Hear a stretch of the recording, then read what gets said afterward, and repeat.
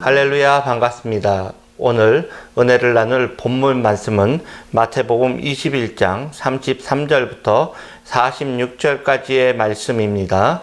말씀 제목은 포도원 농부의 비유라는 말씀 제목입니다. 다른 한 비유를 들으라. 한 집 주인이 포도원을 만들어 산 울타리로 두르고 거기에 즙 짜는 틀을 만들고 망대를 짓고 농부들에게 새로 주고 타국에 갔더니 열매 거둘 때가 가까우매 그 열매를 받으려고 자기 종들을 농부들에게 보내니 농부들이 종들을 잡아 하나는 심히 때리고 하나는 죽이고 하나는 돌로 쳤거늘 다시 다른 종들을 처음보다 많이 보내니 그들에게도 그렇게 하였는지라. 후에 자기 아들을 보내며 이르되 그들이 내 아들은 존대하리라 하였더니 농부들이 그 아들을 보고 서로 말하되 이는 상속자니 자 죽이고 그의 유산을 차지하자 하고 이에 잡아 포도원 밖에 내쫓아 죽였느니라. 그러면 포도원 주인이 올 때에 그 농부들을 어떻게 하겠느냐? 그들이 말하되 그 악한 자들을 진멸하고 포도원은 제때에 열매를 바칠 만한 다른 농부에게 새로 줄지니이다. 예수께서 이르시되 너희가 성경에 건축자들이 버린 돌이 모퉁이의 머릿돌이 되었나니 이것은 주로 말미암아 된 것이요 우리 눈에 기이하도다 함을 읽어본 일이 없느냐. 그러므로 내가 너희에게 이르노니 하나님의 나라를 너희는 빼앗기고 그 나라에 열매 맺는 백성이 받으리라. 이 돌 위에 떨어지는 자는 깨지겠고 이 돌이 사람 위에 떨어지면 그를 가루로 만들어 흩으리라 하시니 대제사장들과 바리새인들이 예수의 비유를 듣고 자기들을 가리켜 말씀하심인 줄 알고 잡고자 하나 무리를 무서워하니 이는 그들이 예수를 선지자로 알미었더라. 오늘 본문에 나온 포도원 주인은 아주 오랫동안 참습니다. 3번 계속해서 종들을 보냈습니다. 성경에 보니까 3이라는 숫자는 완전한 숫자라고 의미를 합니다. 그러니까 참을 만큼 참았다는 말입니다. 그런 후에도 마지막까지에는 아들을 보내서 한 번의 기회를 더 제공하려는 하나님의 자비의 모습을 보여주고 있습니다.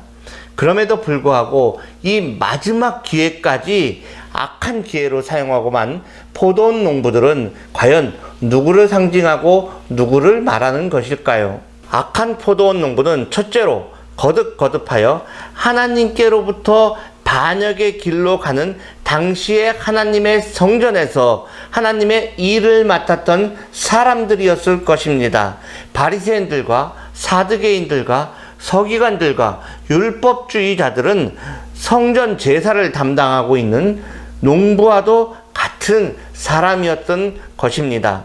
오늘 본문 마지막 부분에 보면은 서기관들과 대제사장들이 예수의 이 비유는 자기들을 가르쳐 하신 말씀인 줄 알고 즉시 잡고자 하되 백성을 두려워하더라라고 하였습니다.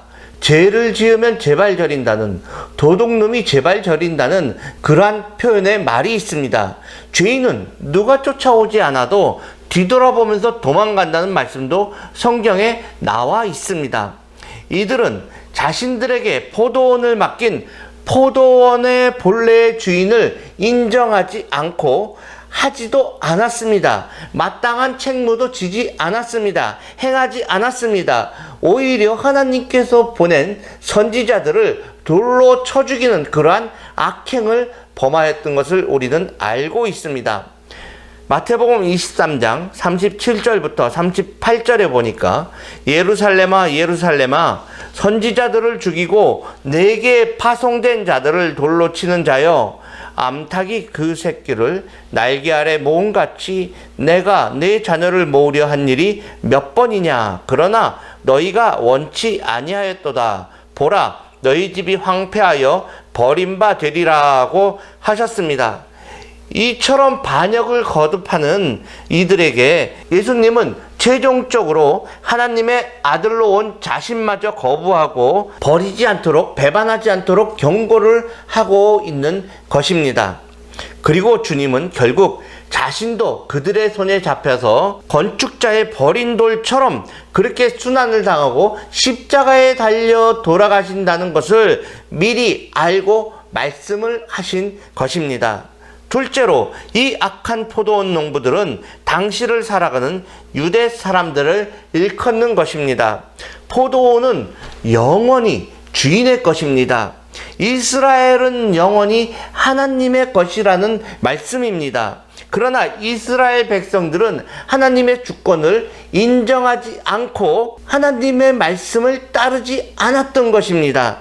그래서 사무엘 시대에는 우리에게도 이방인들과 같이 왕을 주셔서 다스리게 하옵소서, 우리는 하나님의 다스림이 싫습니다 라고 요구를 했습니다. 그런 그들에게 주님은 하나님의 최후의 사자마저도 거부하지 않도록 조심하라는 의미로 이 말씀을 하신 것입니다. 세 번째로 이 악한 포도원 농부는 누구를 비유하냐면요, 우리 한 사람 한 사람을 말하고 있기도 합니다. 사실은 우리 인생의 주인은 창조주 하나님이신 것을 알아야 합니다. 그런데도 우리들은 하나님의 창조성을 부인을 하고 하나님의 소유권과 하나님의 주권을 인정하지 않고 내 맘대로 살아가려고 하고 있습니다. 하나님의 하나님 되심을, 하나님이 주인 되심을 부정을 하고 있는 것입니다. 그래서 하나님은 뒷전이고 자신이 주인이 되어서 행동을 하려고 하는 것이고 또 그렇게 행동들을 하고 있는 것입니다. 오늘 성경에 보니까 하나님은 선지자 종을 보내셨습니다. 그리고 회개할 기회를 거듭 주는데도 불구하고 그 기회를 계속 놓쳤습니다. 하나님의 인내를 조롱하고 업신여겼습니다. 하나님의 사랑을 악용을 했습니다. 멀리서 종만 보내니까 주인을 우습게 본 것입니다. 가까이 있지 않으니까 주인이 멀리 있는데, 아주 멀리 타국에 가 있는데 우리 곁에 와서 언제 우리를 혼내겠는가. 그리고 상습자이며 유업을 물을 그 아들마저도 그들은 죽여버리고 그 포도원을 불법으로 차지해버리고 만 것입니다.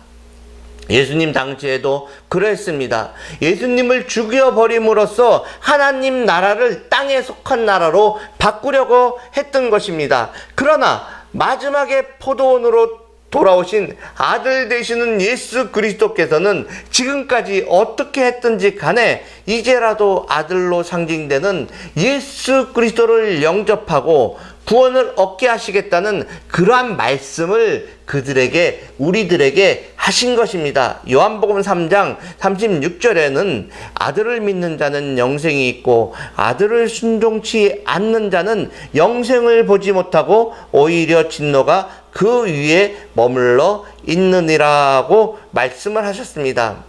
오늘 이 비유는 그러면 포도원 주인이 올 때에 이 농부들은 어떻게 하겠느냐라는 말로 끝납니다. 이 비유는 제자들에게 자신감과 확신감을 주고 적대자들에게는 하나님께서도 인내의 한계가 있다는 것을 말씀을 하시는 경고가 됐을 것입니다. 종말의 때를 맞아서 우리는 우리의 믿음 상태를 점검을 하고 주님이 원하시는 삶을 살아서 열매 맺는 삶의 주인공이 되기를 주의 이름으로 축원합니다.